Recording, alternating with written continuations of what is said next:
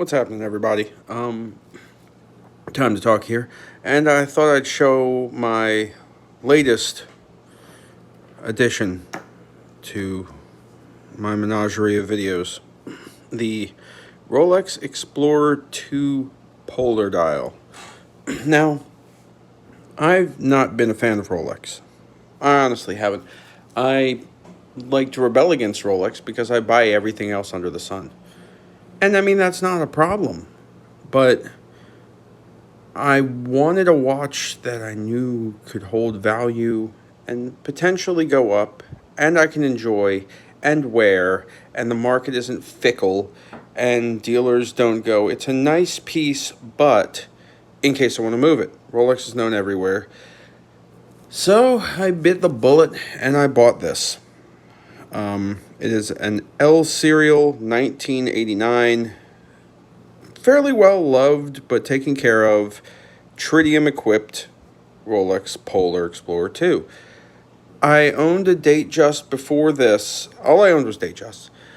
And they are great watches. Datejusts are phenomenal. They can go with everything. Dates are too small for me, so the Datejust is kind of my limited size. The two, this is my first venture into sport models, and I wanted something that was attainable. And the time I'm making this video, it's the Corona is weaning its way off. We're in phase 2 now. Whatever our ruling body states is open. But that's neither here nor there. What it's done is it's lowered some watches to the point where I could grab them, or trades that I have are acceptable to some people in exchange to add cash to, trades that normally people wouldn't entertain. So I found a really nice individual on the West Coast that was interested in a couple of my pieces, and I sprinkled a little bit of Mr. Benjamin on top of that, and he sent me this Polar Dial Explorer 2.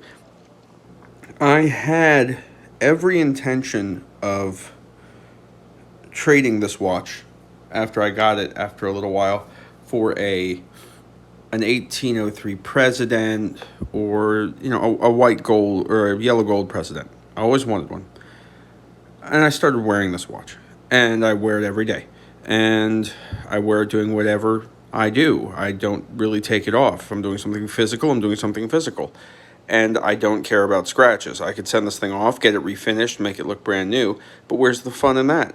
All those watches that are fetching 5 figures that have their patina damage and their love and caring owner marks because they were fishing off some coast in 1980 in some glorious fishing boat reliving Hemingway, they don't get to be 5 figures by sitting in a box. Some do, but I find a lot of people really want that patina, and my God, I hate that word. But realistically, every Rolex has patina. Everything else is damaged. It's just how it goes. This is a tritium watch, but the tritium hasn't turned on this one, so it's still fairly white. Some do, some don't. I don't really care. I'm just happy with it. So back to the trading thing, I could have gotten I could trade up, add some cash, and get a yellow gold President, but it's not really all that versatile. I can almost wear this with anything. Jeans, t-shirt. I could go with a suit with it. With a tux, I'd wear like a Cellini. But it's just a damn nice daily wear watch. This is it's 40 millimeters and has the non-flip lock on it, which is the correct bracelet. The bracelet is original with the watch. It's an 89 bracelet. It has the folding clasp, non-flip lock. And I like the flip lock. I do. But of course it wouldn't be correct. And it's a great bracelet overall. Owning vintage dates or Datejusts, I've gotten used to kind of a flimsy Jubilee bracelet. These are very solid. It's a great knock-around watch. And the other thing that I was advised of, is the potential future value. I don't really flip. I don't really care about flipping. I don't care about, the profitability. I care about something I can enjoy and maybe sell down the road if I really wanted to and get some cash, or at least what I have in it. And I was advised to hold on to these Polars for dear life. Could be wrong, but if you look at the 1655s, they were dogs. No one wanted them back in the day. They were ugly. No one really wanted them. But there's no other white dial sport Rolex out there at all. There isn't, except for maybe a few rare Pan Am GMTs, which are going to fetch you 6 figures. It's just this. And the value difference between a black and a white dial can be $500 to $1,000. Just that 2 differences in dials.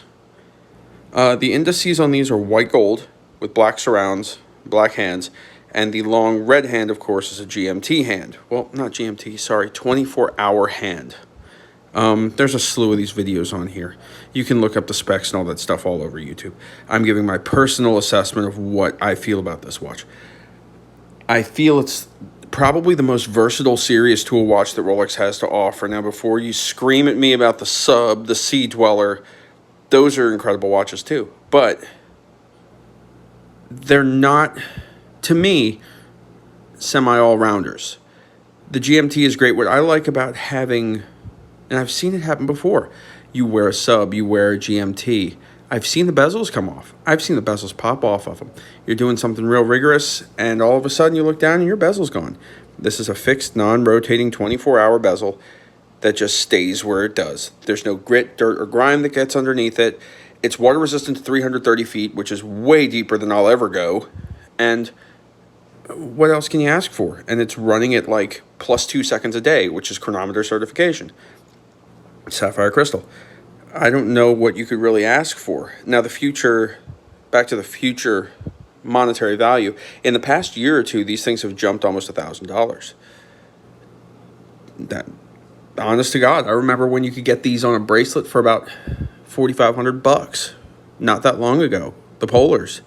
The blacks were a little less, but not by much. Now there's a really big separation between the black dial and the white dial. And I think they're starting to get recognized for what they are. It's just a serious tool watch. It's the toolest of tool watches. It's a Rolex that you're not scared to beat the hell out of. It's a Rolex that you can wear with anything. A Sub is black and white. The white dial adds to a little bit more muted aspect.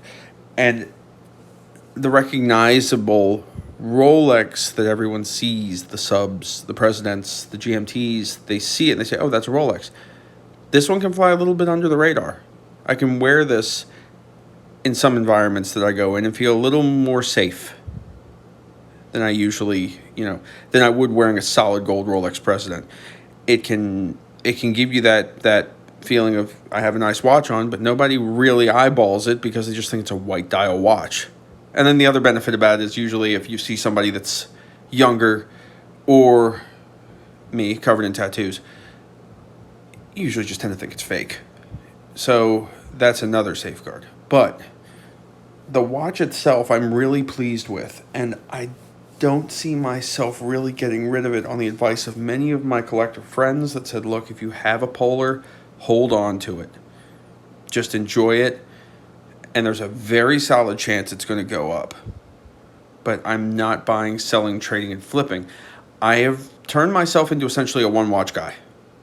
I found myself over the past year buying a piece and upgrading, maybe 2, trading and getting 1. I only have 1 wrist. I don't really switch on and off.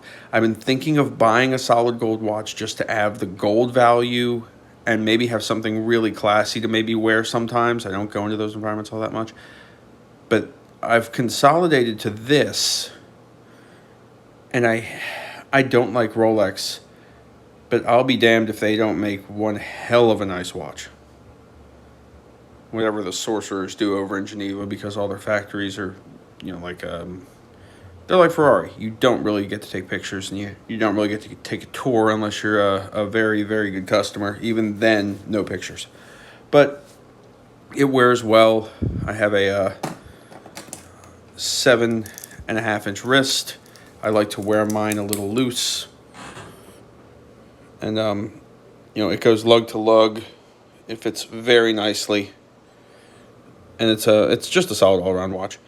Anyway, thanks for tuning in again, and I hope you have a good luck finding whatever you're looking for. And if you're trying to trade in and trade up, I'd say during this Corona time is probably your best bet.